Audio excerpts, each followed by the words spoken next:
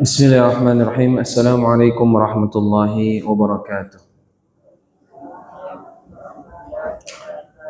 Innal hamdalillah nahmaduhu wa nasta'inuhu wa nastaghfiruh wa na'udzu billahi min shururi anfusina wa min sayyiati a'malina. May yahdihillahu fala mudilla lahu wa may yudlilhu fala hadiya lahu.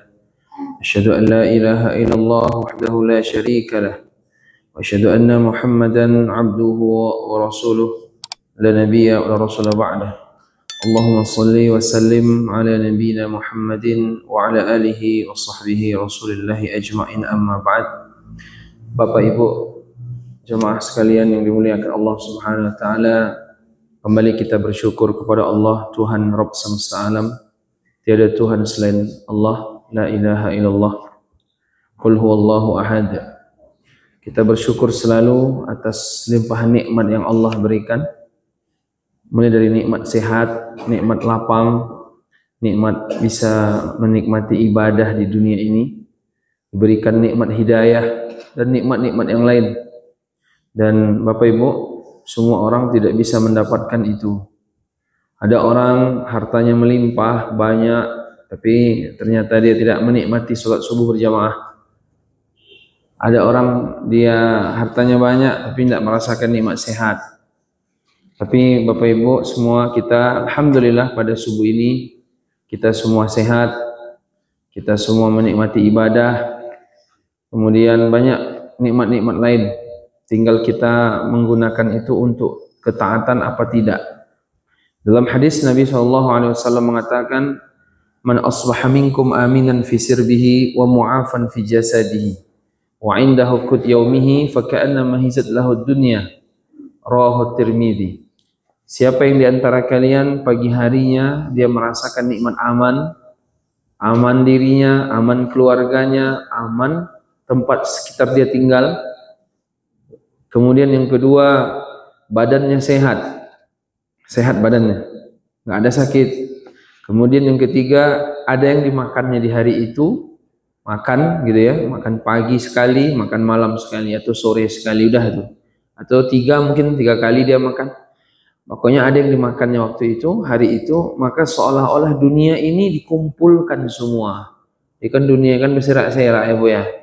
Yang apa di sini, yang apa di situ ya kan.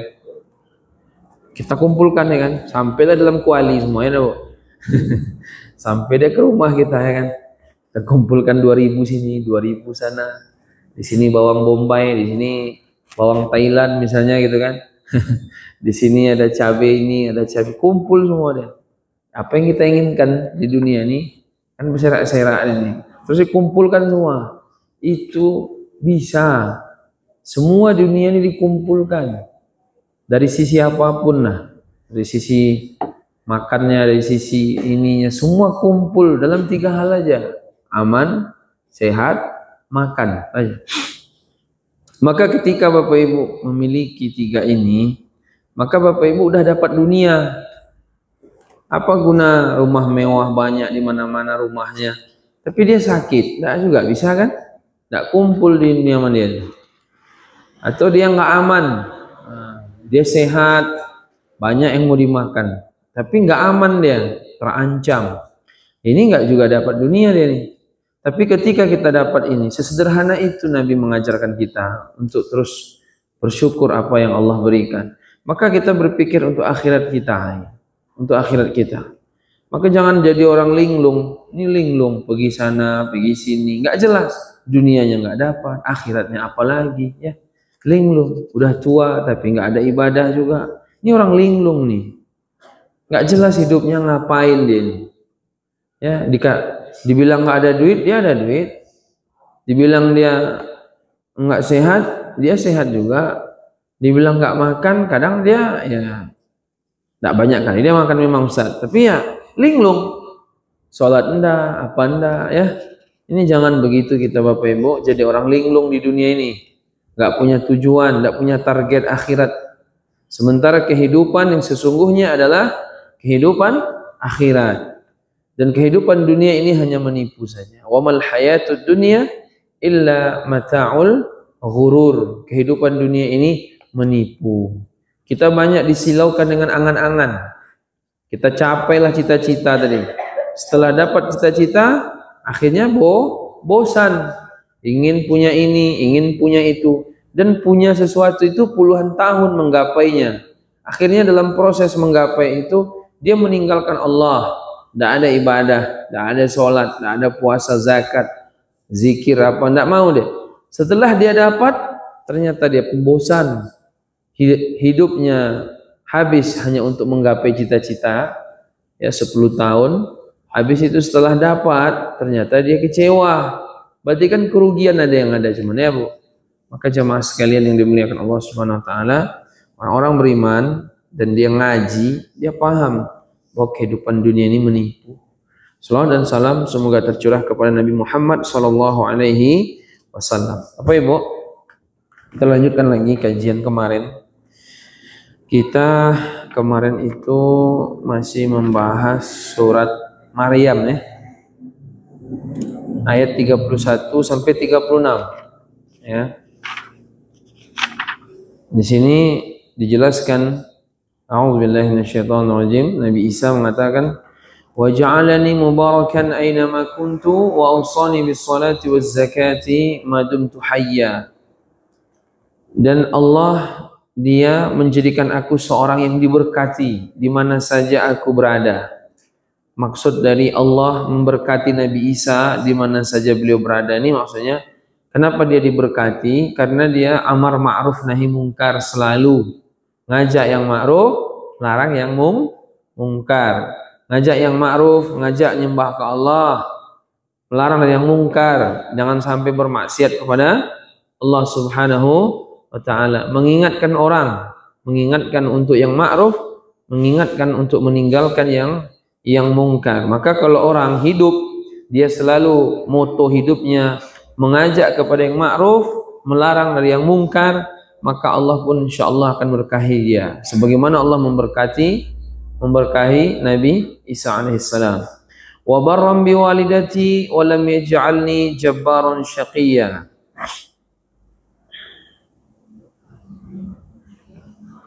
Belum selesai lagi ya. Wa awsani bis salati waz zakati ma dumtu hayya. Dan Allah memerintahkan agar aku mendirikan salat, menunaikan zakat selama masih hidup. Wa barram bil walidati wa lam yaj'alni jabbaran syaqiyya. Dan berbakti kepada ibuku dan dia tidak menjadikan aku seorang yang sombong lagi celaka. Wassalamu alayya yawma wulidtu wa yawma amutu wa yawma ub'atsu hayya. Dan kesejahteraan semoga dilimpahkan kepadaku pada hari aku dilahirkan, pada hari aku meninggal, dan pada hari aku dibangkitkan kembali. Dzalika Isa bin Maryam, qaulul haqqi alladzi fihi yamtarun. Itulah Isa putra Maryam yang mengatakan perkataan yang benar yang tidak mereka berbantah tentang kebenarannya. Maka lillahi ayyattakhidha min waladin subhanahu idza qada amran fa innama yaqulu lahu kun fayakun wa innallaha rabbi wa rabbukum fa'buduhu hadza siratun mustaqim. Tidak layak bagi Allah mempunyai anak. Maha suci Allah. Apabila Allah telah menetapkan sesuatu, maka dia hanya berkata kepadanya, jadilah, kun fayakun, maka jadilah. Iya, sesungguhnya Allah adalah Rabbku dan Rabbmu, maka sembahlah Allah oleh kamu sekalian. Ini adalah jalan yang lurus. Hadza siratul mustaqim. Bapak Ibu jamaah yang dimuliakan, kemarin kita sudah menjelaskan dari beberapa poin dari ayat ini bahwa di antaranya kemarin ada keberkahan dalam kehidupan para nabi. Kalau kita ingin Allah berikan keberkahan dalam kehidupan kita layaknya sebagaimana keluarga para nabi, maka kita merenungi bagaimana sepak terjang perjalanan para nabi. Para nabi itu hidup mereka itu memang kalau boleh dikatakan karyawan karyawan Allah, tidak ada yang lain. Kalau Allah bilang enggak dia. Kalau Allah bilang iya, iya dia. Terserah mau kerja nggak kerja, mau diterima nggak diterima, apapun resiko ditanggung, yakin sama Allah nomor satu. Beda kita, kalau kita ini masih diagak-agak, ya kan? Oh ini apa? Nggak boleh kayak gitu. Sikit zat, nggak ada. Para nabi, mereka hidupnya betul-betul menjalankan syariat, apa yang diperintahkan, mereka lakukan, apa yang dilarang, tinggalkan. Maka kalau dah begitu hidup berkah. Dan itu satu. Yang kedua, mereka mendakwahkan apa yang diajarkan, apa yang disampaikan kepada mereka. Mendakwahkan. Makanya Bapak Ibu jamaah hidup ini, ya hidup ini 4 aja kalau enggak rugi. Dalam surah Al-Asr ya Bu ya. Apa Allah katakan Bismillahirrahmanirrahim, wal 'asr innal insana lafi khusr illa alladziina amanu, beriman, wa 'amilus shalihat, beramal saleh maksimal, wa tawassaw bil haq, mengajak kepada kebenaran, wa tawassaw bis sabr, dan sabar terhadap ujian dalam dakwah. Nah, kita ini mungkin baru selesainya diri baru Bu. Kita, ilmu, amal soleh. Dah gitu aja. Mendakwahkan sudah apa belum? Para nabi, mereka itu mendakwahkan semua syariat ini. Tapi memang jelas diri mereka selesai dulu. Tidak ada yang nggak selesai kan, namanya nabi dapat wahyu kan. Makanya jamaah yang dimuliakan Allah Subhanahu wa taala, kalau kita merenungi dari kehidupan para nabi, ya memang luar biasa. Mereka orang-orang yang paling banyak ujiannya. Tapi memang ketakwaan mereka juga paling tinggi. Karena orang siapa yang paling tinggi ketakwaannya, maka di situ Allah akan berikan ujian yang besar pula sesuai dengan ketakwaannya. Karena Allah mengatakan la yukallifullahu nafsan illa wus'aha. Tapi memang para nabi, bagi mereka ringan aja ujian itu sebenarnya. Orang melihat ujiannya berat. Orang-orang yang bertakwa ujiannya berat. Tapi bagi dia ringan aja. Orang lihatnya berat. Ibu, bapak sekalian, bapak ibu ini Allah akan uji sesuai kemampuan imannya. Orang mengatakan, bapak ini, ibu ini ujiannya berat sekali. Tapi ibu sendiri mengatakan biasa saja. Ya kan? Terserah orang lihat, tapi yang penting apa yang kita rasakan. Karena orang-orang beriman itu Allah kuatkan. Kalau dilihat para nabi paling berat-berat ujian mereka, tapi pada hakikatnya mereka itu bahagia. Allah berkahi hidup mereka itu. Nabi-nabi ada yang digergaji, dibunuh ada. Bapak Ibu sekalian. Ada para nabi, ada nabi yang diuji dengan berbagai macam ya, keluarganya, sakitnya. Allah uji mereka. Ya kan? Tapi bagi mereka itu hal biasa. Karena iman mereka kuat. Maka ketika Allah berikan ujian dalam hidup ini, sebenarnya yang paling harus kita lakukan adalah kita minta kepada Allah agar Allah menguatkan kita. Ya, bukan meminta ringankan ujiannya, tapi kuatkan. Karena kalau kuat, ya biasa saja. Ada orang kayak beban, ngangkat beban. Di pasar ini orang banyak ngangkat beban kuat-kuat Bapak Ibu ya. 30 kilo, 40 kilo. Ditanya sama dia, "Barek kok Pak?" Nah, itu standar aja. Nggak pusing dia. Nggak pusing ngangkat beban berat tuh. Bagi dia biasa, 40 kilo. Ada orang ngangkat 10 aja berkunang-kunang deh. Ya kan Bu? Berkunang-kunang deh. Bagi dia, oh dia 10 kilo nih, berat kali nih, kata dia. Yang tadi 40 enggak ada, biasa aja nih. Kalau orang yang kena 10 kilo nih, lihat yang 40, ini bilang, oh berat kali nih. Ditanya sama yang ngangkat 40, biasa aja. Ya kan? Nah, jadi jangan lihat bentuk bagaimana ujiannya, tapi kekuatan dia. Para nabi, orang-orang yang paling berat ujian dalam hidup di dunia ini. Kata Nabi SAW, "Inna asyaddan nasi bala'an al-anbiya." Manusia yang paling berat ujiannya para nabi. Summa amsal fa amsal. Kemudian orang-orang yang mereka semirip dengan nabi, para nabi, ya kan? Maka Bapak Ibu jemaah, bukan itunya, tapi yaitu berkah kehidupan. Berkah kehidupan itu yang kita harapkan dalam hidup ini, yaitu dengan apa? Melihat bagaimana kehidupan para nabi itu ya. Mereka tidak memakan yang haram ya. Mereka sangat tamak, semangat dengan melakukan amal-amal kebaikan dan mendakwahkan kepada umat gitu ya. Kemudian di antara hikmah yang dapat kita ambil itu, salat itu wajib bagi orang yang berakal selama ia masih hidup. Jadi memang satu-satunya ibadah yang akal itu masih ada maka wajib. Beda yang lain, puasa misalnya. Orang kalau demam tidak puasa nggak apa-apa ya, Boy. Ya kan? Orang kalau tidak ada harta, kemudian sakit juga, tidak haji tidak apa-apa. Tapi boleh nggak itu diterapkan untuk sholat? Dia misalnya demam, tidak sholat dulu gitu. Atau dia habis operasi nggak sholat, boleh tidak? Tidak bisa. Sholat itu ada akal tidak? Kalau ada akalnya, maka wajib sholat. Kalau puasa, satu ya akal. Yang kedua, sehat tidak badannya. Kalau tidak sehat, tidak puasa nggak apa-apa. Gitu kan? Tapi kalau sholat tidak, mau sesakit apapun, mau separah apapun, kalau dia masih akalnya masih aktif, maka wajib sholat. Makanya ibu-ibu ingatkan keluarga, tetangga, karib kerabat, kalau sakit jangan sampai tinggalkan sholat. Nggak ada alasan, nggak ada alasan. Kalau masih aktif akalnya, kalau gila dia pingsan dia nggak wajib sholat. Tapi nanti kalau sadar lagi ganti sholatnya, qadha sholatnya. Maka jamaah sekalian, sedih kita lihat orang-orang yang kalau sakit tidak sholat. Itu kalau nanti dalam proses sakitnya, lalu dia wafat gimana? Kan su'ul khotimah, Bu, ya? Ya kan, Bu? Nah itu.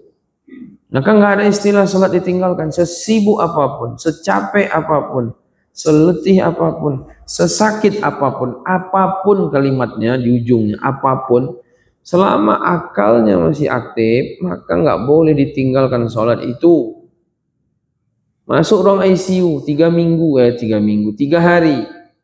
Sholat nggak bisa tegak duduk, nggak bisa duduk berbaring, nggak bisa berbaring dia pakai kedipan pakai isyarat atau pakai kedipan mata. Tetap sholat, jangan sampai tinggalkan sholatnya nanti. Kalau sempat dia sakit 3-4 hari itu lalu dia meninggal dunia, nggak sholat pula lagi. Oh ini gawat ini. Jadi jangan sampai meremehkan satu ibadah ini. Dan satu ibadah inilah yang akan pertama Allah hisab nanti kelak di hari kiamat. Kalau sholatnya aman, yang lain insya Allah aman. Makanya Nabi mengatakan, Inna awala ma yuhasabu bil abdu yaumil qiyamah as-salah, fa in saluhat aflah wa anjaha, wa in fasadat khaba wa khasira. Yang pertama dihisab sholat seseorang. Kalau bagus dia, bagus yang lain. Kalau tidak bagus, bermasalah yang lain. Rugi dia. Nah itu kemarin. Kemudian disebutkan oleh Nabi Isa dalam ayat ini, wa asani bis salati waz zakati ma dumtu hayya. Ya, Allah memerintahkan aku salat, kemudian zakat, wa barram bi walidati, dan berbakti kepada orang tua. Nah, ternyata Bapak Ibu, salat ini, zakat ini sudah disyariatkan Allah kepada umat-umat terdahulu ya. Dari dulu dah disyariatkan Allah. Tidak cuma hanya umat Nabi Muhammad SAW. Ya, Bapak Ibu, kalau sebut sholat, mesti dia sepaket dengan zakat, ya kan? Enak, dalam Quran gitu ya, Bu ya. Kalau dari disebut sholat, mesti nanti zakat nyusul, ya kan? Ya. Kenapa disebut sholat lebih dulu? Ya, karena sholat ini semua orang bisa. Kalau zakat, nggak semua. Lalu kalau sholat, zakat ini sepaket. Kenapa disebut selalu sepaket, Bu? Tahu nggak kenapa? Karena orang kalau beribadah, dia mesti bahagia. Orang beribadah tuh bahagia. Orang kalau kurang ibadahnya, berarti bahagianya kurang. Itu aja Bu ya, standar bahagia ya. Bukan materi standar bahagia itu. Mau tenang pikiran, mau bahagia, sholat. Banyak-banyak sholat. Sholat sunnahnya dibanyakkan Bu. Kalau sholat 5 waktu nggak bisa dibanyakkan, nggak bisa dikurangi. Saya mau sholat subuh 18 rakaat, mana bisa? Ya kan? Nah, kalau mau sholat sunnah yang lain, sholat duha, yang biasanya 2 jadikan 8, 10, serah. Sholat tahajud, ya kan? Atau sholat mutlak, ya. Nah, kayak gitu. Sholat sama zakat. Dalam satu keterangan dijelaskan oleh ulama tafsir, kita baca bahwa orang itu akan merasakan kebahagiaan kalau dua ini dilakukannya. Sholat. Sholat itu komunikasinya sama Allah. Kalau zakat itu berbagi kepada manusia. Yang manusianya, yang Allahnya. Gitu. Nah, zakat ini turunannya ya termasuk di situ ya pokoknya memberi harta kan. Zakat itu kan memberikan harta, cuman wajib.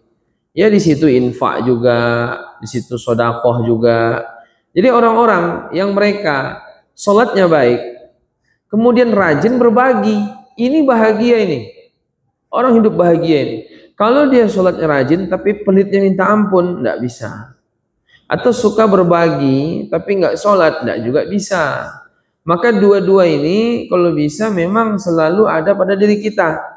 Pertama kita rajin sholat, kuat sholatnya, khusyuk. Ya. Yang kedua sering berbagi. Itu kebahagiaan sa'adah, kebahagiaan datang. Itu disebut dalam tafsir As-Sa'di. Maka selalu perintah-perintah ya, sholat khususnya, itu bersandingan dengan perintah zakat. Kalau sholat itu komunikasi kita dengan Allah, kalau zakat itu komunikasi kita dengan hamba. Tapi kalau zakat kan Ustaz sekali setahun cuman, ya kan Bu? Maka ada isyarat di situ berbagi. Ibu kalau masak, misalnya nih masak bubur, ada niat-niatkan sedikit untuk anak-anak tetangga gitu ya. Atau anak-anak pesantren. Ada orang dia kalau masak itu dilebihkannya, nanti kasih kebetulan istrinya ngajar pesantren. Nanti kasih ke pesantren anak-anak 10 orang udah, siapa yang ketemu di pesantrennya aja. Ngajar di pesantren dia datang ke situ, ada kasihnya bubur, masaknya apa, berbagi. Itu bahagia tuh. Bahagia itu. Orang yang nerima juga bahagia, kita yang ngasih juga bahagia. Ibu kalau mau bahagia itu terapkan itu. Sering kasih orang, berbagi, kemudian sholatnya diperbanyak. Ibu kalau sholat dah banyak ya, udah kan? Enggak, masih sedikit bro. Belum. Oh, jadi kurang bahagianya nih. Baru 27,5%. Iya kan? Ini orang nggak sholat, nggak pula berbagi, nggak bahagia. Ya, jemaah sekalian, ternyata ini sudah diperintahkan Allah sejak dulu oleh umat-umat terdahulu. Contohnya zaman Nabi Isa alaihis salam, gitu ya. Kemudian Bapak Ibu jemaah sekalian, disebutkan di sini bahwa Nabi Isa alaihissalam mengatakan wa barram bi walidati wa lam yaj'alni jabbaran syaqiyya. Aku diperintahkan berbakti kepada ibu, kepada orang tua. Ibu kan, beliau kan ibu aja yang ada kan. Nabi Isa kan tidak ada ayah ya Bu. Ya kan, Nabi Isa kategori yang nomor 3. Kan ada 4 kemarin ya Bu. Ada orang nggak punya ayah, nggak punya ibu, langsung diciptakan Allah. Nabi Adam. Ada orang diciptakan dari unsur ya, tulang rusuk Nabi Adam. Enggak ada ayah ibu juga, coba diambil dari unsurnya, yaitu Hawa. Ada orang ayahnya enggak ada, ibunya ada, ditiup langsung ruh dalam rahim ibunya, yaitu Nabi Isa. Ada yang ayahnya ada ibunya ada. Nabi pula. Siapa? Kita. Cuman yang aneh nomor 5. Dia enggak ada nomor 5 nih, cuma dibuat-buat. Katanya ada ayahnya, tapi enggak ada sebenarnya. Anak zina ya. Nah, itu yang salah ibunya itu ya. Dan laki-laki yang menzinai ibunya itu. Nah, anaknya enggak wajib berbakti itu Bu sama ayah kayak gitu. Jadi kalau ada seorang anak lahir ke dunia, dia hasil anak zina, dia enggak wajib berbakti sama ayahnya itu. Karena itu bukan ayahnya itu. Dan dia nggak ada kewajiban berbakti, dianggap dia nggak ada ayah itu. Kasihan ya Bu ya, kasihan sekali. Nah jemaah sekalian, berbakti kepada orang tua dalam Al-Quran dan taat kepada Allah, ya ini adalah 2 perintah atau 2 perkara yang saling berkaitan. Iya.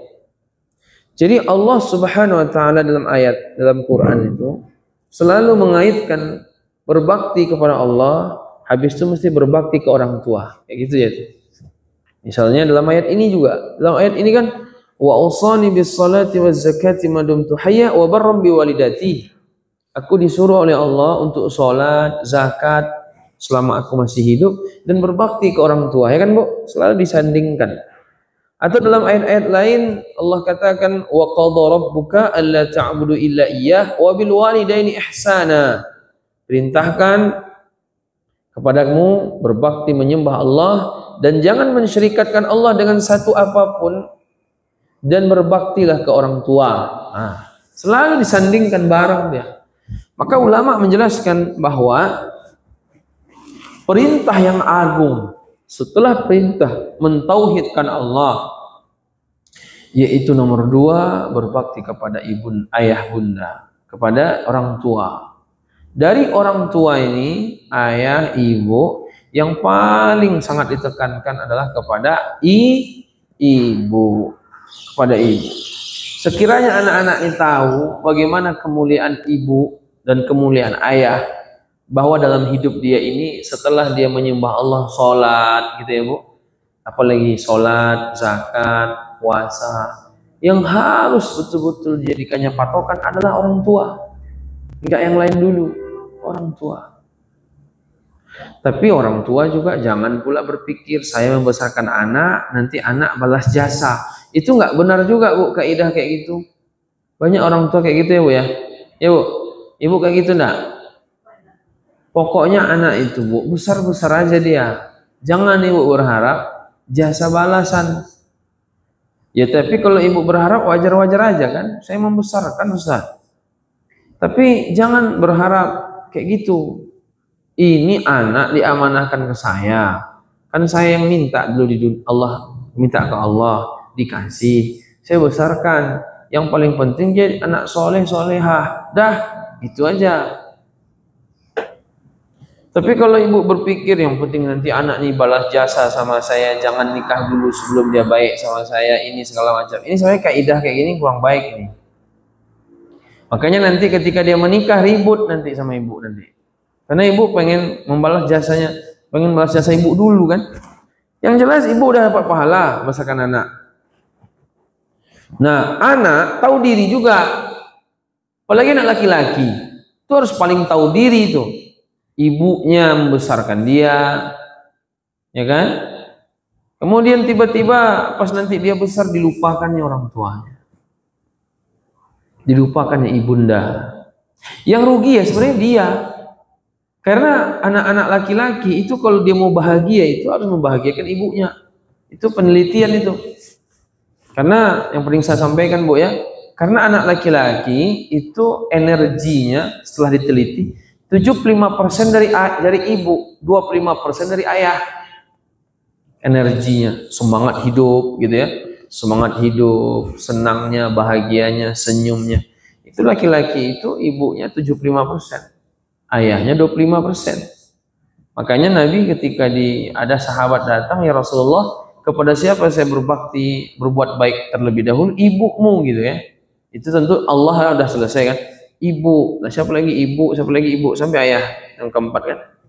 Itu setelah dikaji ternyata memang betul. Kebahagiaan seorang anak laki-laki itu 75% dari energinya dari ibunya. Maka kalau ibunya sedih sekali, maka anak laki-lakinya sedih 3 kali.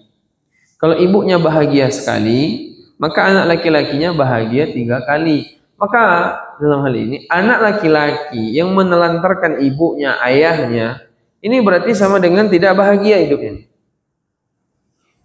Makanya kalau ada suami istri ribut, tidak baik kan, ya kan? Rumah tangganya nggak baik. Ini kalau laki-laki yang ditanya dulu, bagaimana komunikasi dia sama ibunya? Beda sama perempuan. Kalau perempuan memang suami, bukan ayah ibunya lagi kalau udah nikah. Kalau anak perempuan ribut suami istri, ditanya, gimana komunikasi dia sama suaminya? Nah gitu deh. Yang suami ke orang tuanya, yang anak perempuan ke suaminya. Makanya ibu kalau punya anak perempuan, ya ibu harus mengikhlaskan kalau nanti dia menikah, yang ngatur 100% biarlah suaminya. Jangan ibu ikut-ikut.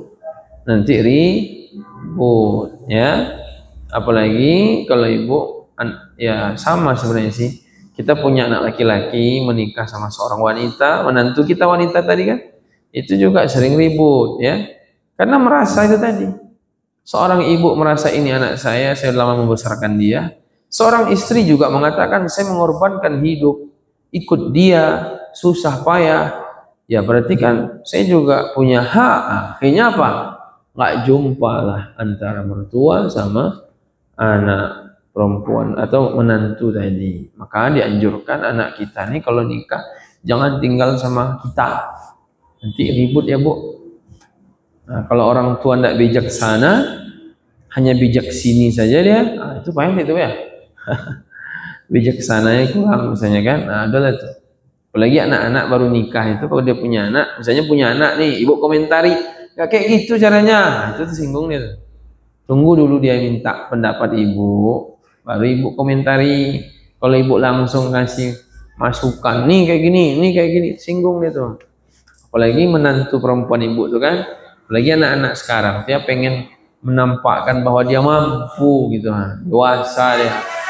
Nah, itu yang dia kadang ingin nampakkan. Tapi kalau mertua langsung aja main tembak-tembak, gini, itu singgung aja. Itu harus pandai-pandai di situ mainnya. Jadi jemaah sekalian, perintah berbakti ke orang tua itu perintah nomor 2 selalu. Setelah perintah berbakti ke Allah, betapa mulianya orang tua, betapa sangat mulianya orang tua. Makanya orang tua ini harus betul-betul memahamkan ke anak bahwa memang orang tua adalah pintu surga bagi dia. Orang tua pintu surga. Dan salah satu hukuman yang disegerakan di dunia adalah ketika durhaka kepada orang tua, apalagi ibunda, itu lebih berat lagi. Makanya dalam satu hadis Nabi SAW mengatakan, Innallaha harrama alaikum uquqal ummahat. Allah mengharamkan bagi kalian durhaka kepada orang tua, kepada ibunda. Allah mengharamkan bagi kalian durhaka kepada ibu. Ya, dalam hadis itu kan kayak gitu, Bu. Innallaha harrama alaikum uquqal ummahat. Kenapa dilarang, sangat disebut itu cuman ibu di situ dalam hadis itu. Allah mengharamkan atas kalian durhaka kepada ibu. Bukan berarti sama ayah boleh durhaka. Disebutkan dalam hadis itu kata ulama karena memang orang rata-rata banyak durhaka itu sama ibu, sama ayah jarang durhaka. Karena ayah kan juga fisiknya kuat. Ayah biasanya anak takut. Kalau ibu nggak takut ya. Sementara yang selalu mempersamai anak rata-rata ibu, ya kan Bu? Iya, gitu.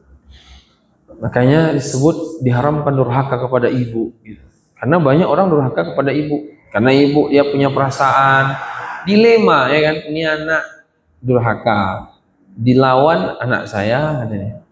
Tidak diinikan dia anak saya, durhaka dia gimana pun saya yang melahirkan dia, kan gitu ya Bu. Akhirnya dilema dia. Ini anak saya, tapi kalau dibiarin dia kayak gitu pula, tidak dibiarin dia kayak gitu juga. Akhirnya ya udahlah menanggung rasa, ya kan, sakit hatinya ada, tiba juga ada, bercampur ya kan. Akhirnya sakitlah ibunya tadi, mikirkan anaknya tadi kan. Nah jadi selalu Allah perintahkan berbakti kepada ibu, kepada orang tua setelah berbakti kepada Allah Subhanahu Wa Taala. Ini betapa mulianya orang tua. Ya. Kemudian Bapak Ibu, selanjutnya yaitu hikmah selanjutnya terbebasnya Maryam dari tuduhan zina. Betapa Nabi Isa alaihissalam dia bisa berbicara ketika di atas buayan, ya kan? Dia di atas buayan bisa ngomong. Intinya dia menjelaskan dia siapa, bagaimana.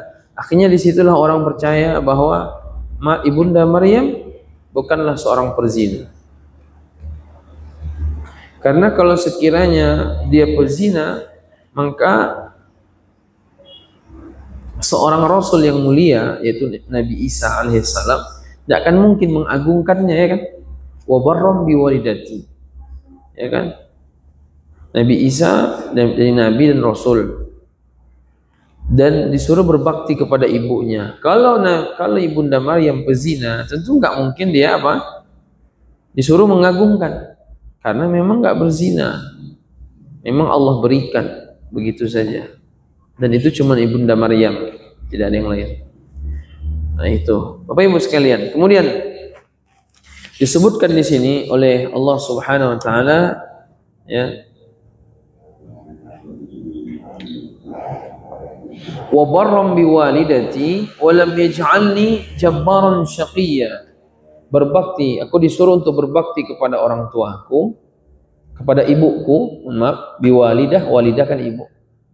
Wa lam yaj'alni jabbaran syaqiyya.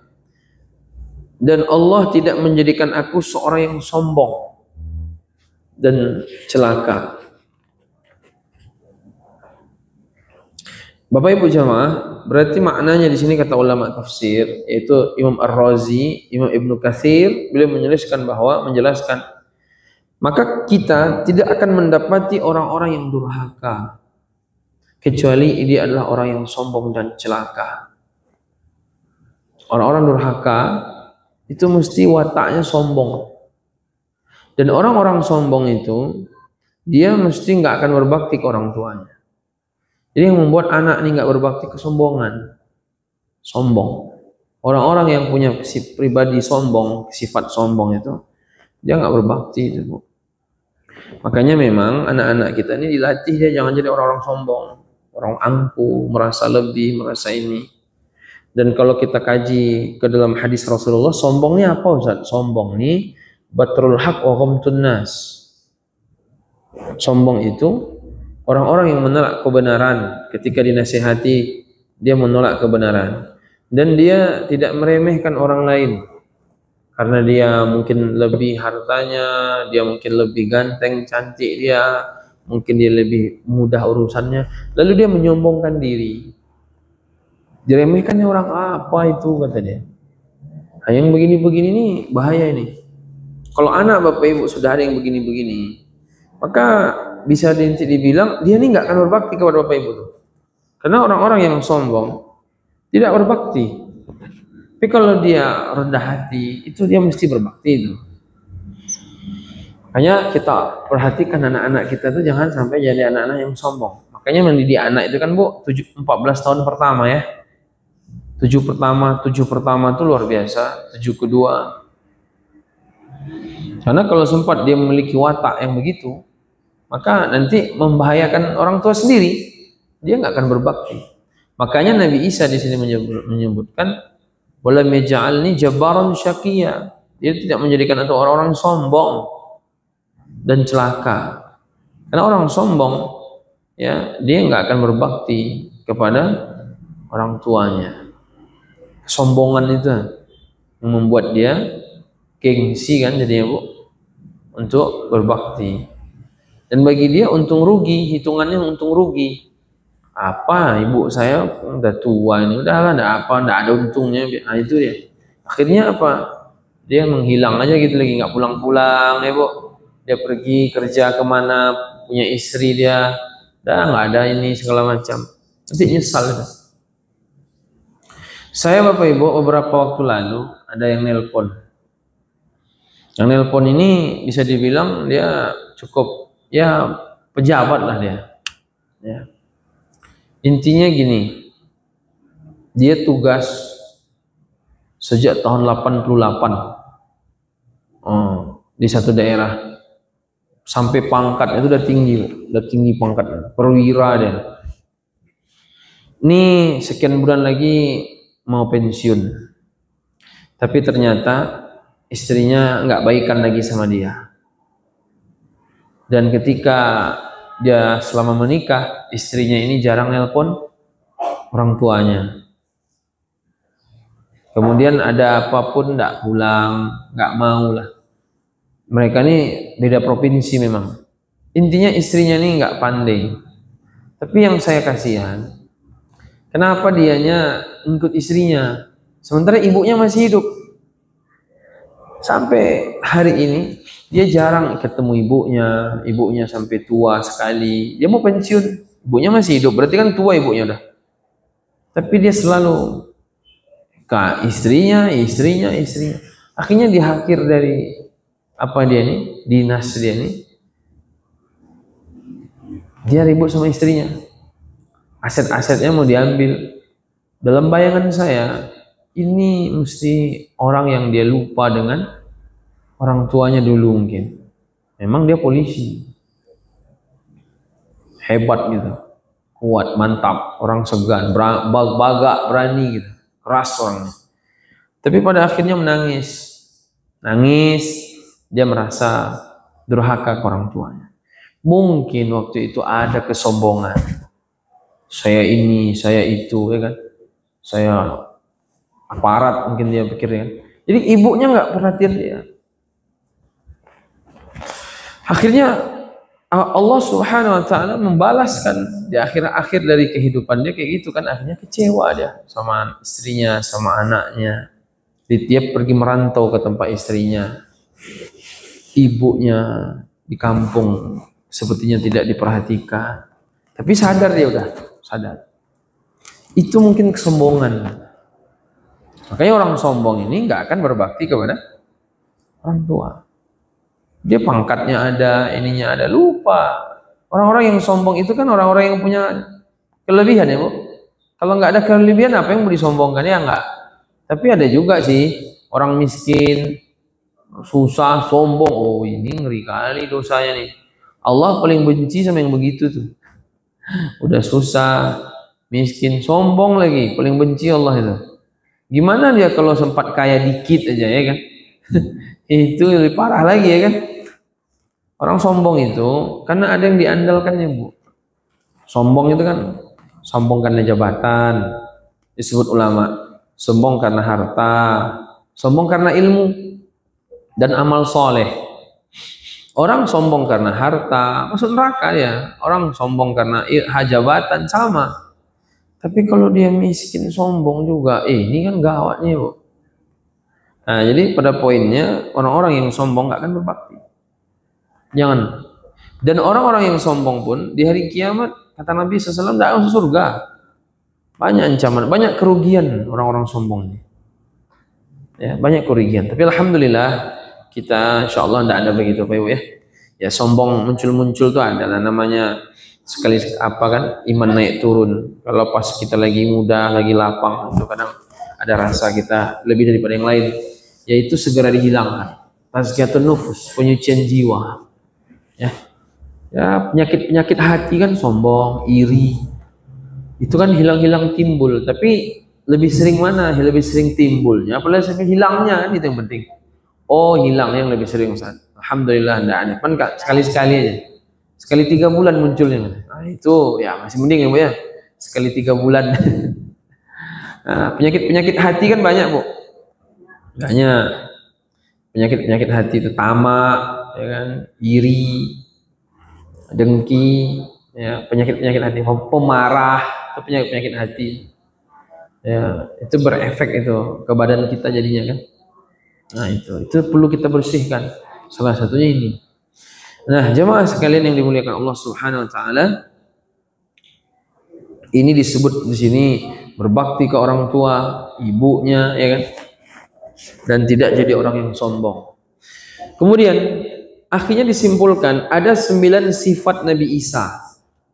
Sifat Nabi Isa ini ada 9. Yang pertama disebutkan oleh Imam Ar-Razi dan Imam Al-Maraghi. Nabi Isa mensifati dirinya dengan 9 sifat. Pertama, sesungguhnya aku ini adalah hamba Allah, bukan Tuhan. Dari sekian nabi yang dijadikan Tuhan oleh umatnya sebagian itu Nabi Isa. Makanya disebutkan ketika nanti di padang mahsyar, di saat orang-orang semua mendatangi para nabi dan rasul, datang ke Nabi Adam, datang ke Nabi Nuh, datang ke Nabi Ibrahim, datang ke Nabi Musa, datang ke Nabi Isa sebelum Nabi Muhammad untuk dimintakan syafaat ke Allah biar segera dihisab di padang mahsyar. Nabi Isa bilang, saya tidak berani menghadap Allah, saya takut sama Allah hari ini. Allah tidak pernah marah sebelum dan sesudah ini, yaitu di padang mahsyar. Coba kalian datang ke Nabi Muhammad aja. Kan itu Bu, dalam hadis itu disebutkan. Udah pernah saya sampaikan sebelumnya, tapi kajian siang zuhur kayaknya ya. Pernah ya Bu ya? Ingat enggak? Ibu nggak ingat ya? Oh, ibu berarti hajar subuh aja ya? Nah iya, ya kan. Sini kan 3 kali seminggu ibu, kayak minum obat 3 kali sehari. Kalau saya 3 kali seminggu. Susah juga kita ibu. Kalau ceramah ini di situ-situ aja.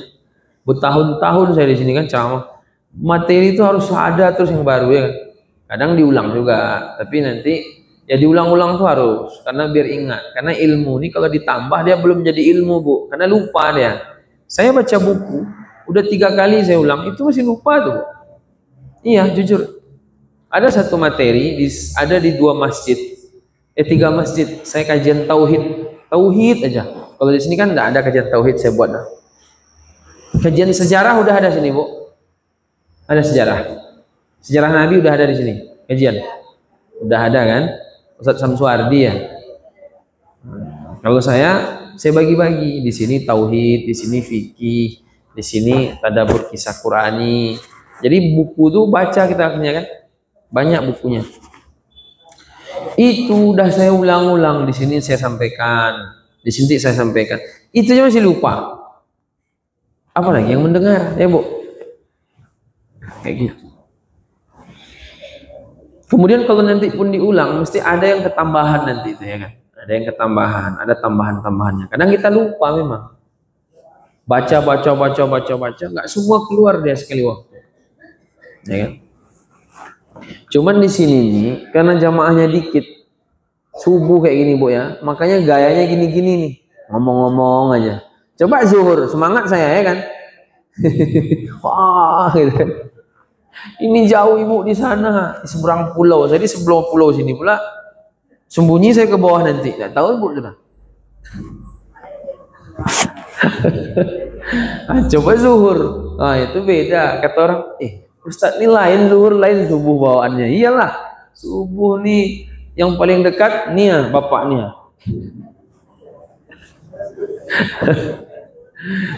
Ini yang dia di depan saya. Ini yang paling dekat cuman. Saya ngomong direkam sama dia pun tidak tahu juga. Nanti matinya kalau baterai habis ya. Nah, kan beda. Tapi sebagian ustadz tuh bu, kadang ke depan dia ya. Nah, itu bagus tuh. Bagusnya ke depan aja, jadi agak dekat gitu kan.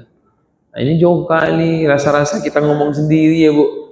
Jadi seriusnya hilang gitu. Dirinya itu turun semua. Tapi kalau rame, kayak zuhur itu kan rame tuh, wah, banget kita tuh. Ya udahlah, tanggung aja risiko masing-masing ya kan. Gimana gayanya disesuaikan. Jadi Nabi Isa ketika didatangi itu, saya nggak berani datang ke Nabi Muhammad sana. Ternyata dalam satu riwayat dikisahkan, karena Nabi Isa ini merasa, kenapa dia jadi Tuhan? Harusnya kan Tuhan Allah. Nggak berani dia menghadap Allah. Disalahgunakan gitu loh. Saya ini kan hamba, malah kalian jadikan Tuhan. Bodoh ya kan? Jadi pertama sifat beliau, aku ini hamba Allah. Kan disebutkan Ana Abdullah, ya kan? Nabi Isa pertama sifatnya adalah hamba Allah. Kemudian yang kedua, Atanil kitab. Nabi Isa diberikan kitab. Apa kitabnya, Bu? Injil. Yang ketiga, dia menjadikan aku seorang nabi, hamba kasih kitab nabi. 3, dia bukan Tuhan. 4, dia menjadikan aku seorang yang diberkahi dimanapun aku berada. 4, diberkahi selalu. 5, mewasiatkan kepadaku untuk sholat, zakat selama masih hidup. Kalau udah hidup tidak bisa lagi sholat ya kan. 5 tuh ya. Hah? 5 baru nak.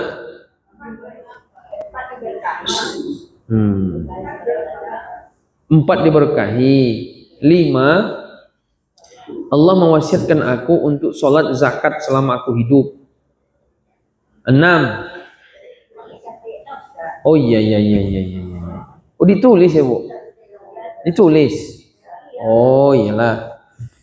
Jadi dalam ayat ini kalau kita perhatikan, saya ulangi, Nabi Isa itu sifatnya satu, dia hamba Allah, dia menjadikan aku hamba. Dua, dia memberi aku kitab. Tiga, menjadikan aku seorang nabi. Empat,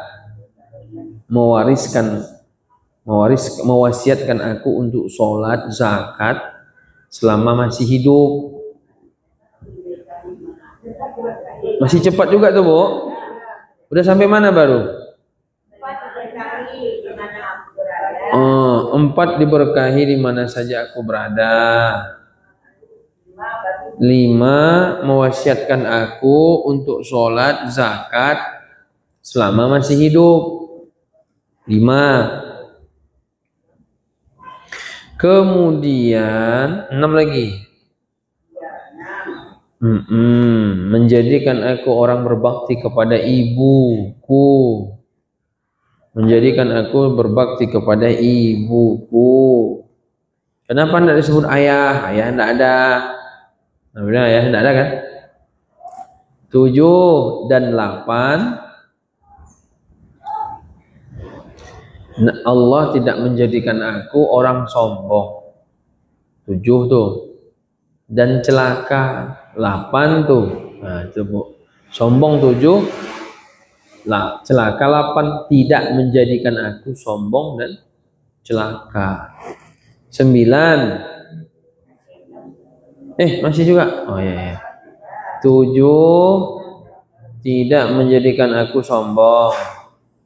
8, tidak menjadikan aku celaka. Ini kayaknya ujian semester nih nampaknya nih soalnya. Serius nih kayaknya. Udah, Bu. Nah, terakhir lagi ya. 9, keselamatan atasku. Ketika aku dilahirkan, dimatikan, dan dibangkitkan. Keselamatan atasku ketika aku dilahirkan, dimatikan, dibangkitkan. Jadi lahir, wafat, bangkit lagi. Mudah-mudahan Bapak Ibu kita mendapatkan keselamatan. Sebagaimana Allah berikan keselamatan kepada para nabi. Ketika lahir udah, ya kan? Ketika mati lagi ya Bu, mati mudah-mudahan husnul khotimah dan dalam keadaan tidak merasakan sakit, ya kan? Sakaratul maut. Karena ada orang Bu wafat tuh tidak sakit deh. Dalam Al-Quran kan Allah katakan wan nasyitati nashta, demi malaikat yang mencabut nyawa orang-orang beriman dengan lemah lembut. Lemah lembut kan ya? Lemah lembut tuh gimana Bu? Dalam hadis kata Nabi, seperti air dalam ceret dimasukkan ke dalam gelas. Ibu pakai galon ya? Oh iyalah, kalau pakai galon agak lain airnya Bu ya. Kalau pakai ceret itu kan ceret juga. Oh, air masak, mantap, sehat tuh ya Bu ya. Ibu kan dalam ceret tuh Bu ya, memasukkan ke air, ya kan, masuk gelas, lembut air tuh kan. Nah begitu orang beriman tuh. Jadi jangan dikasih gambaran mati ini susah sakit. Orang beriman enggak. Tapi ada juga orang-orang yang beriman dia sakarat mautnya susah, ada juga Bu. Ya mungkin dosa-dosanya dihapuskan gitu. Tapi kalau dosa ibu udah terhapus, tinggal dosa dikit-dikit aja lagi Bu ya, mudah-mudahan Allah memberikan husnul khatimah dengan keadaan dimudahkan. Allahu a'lam bishawab ya. Itu mungkin kajian kita pada subuh hari ini. Insya Allah besok kita masuk kepada kisah selanjutnya Bu. Kisah ke-6 besok. Kita baru selesai 5 kisah. Besok kita masuk kisah ke-6. Allahu a'lam. Subhanakallahumma rabbana wa bihamdika asyhadu an la ilaha illa anta astaghfiruka wa atubu ilaik. Bagi Bapak Ibu yang ingin berinfak untuk pembebasan lahan di Payakumbuh, kami buat sekolah namanya SD Al-Kahfi. SD Adab Al-Kahfi. Bagi Bapak Ibu ingin membantu atau mungkin mohon juga untuk mencarikan kepada orang-orang, saudara-saudara kerabat yang mungkin ingin berinfak untuk pembebasan tanah Bu ya. Ini belum bangunan, masih tanah baru. Maka ini insya Allah amal solehnya jelas. Tanah soalnya kan. Kalau tanah ini Bu, keunggulannya apa Bu? Dia nggak pindah-pindah ya kan. Dipakai terus kan. Nah, itu. Assalamualaikum warahmatullahi wabarakatuh.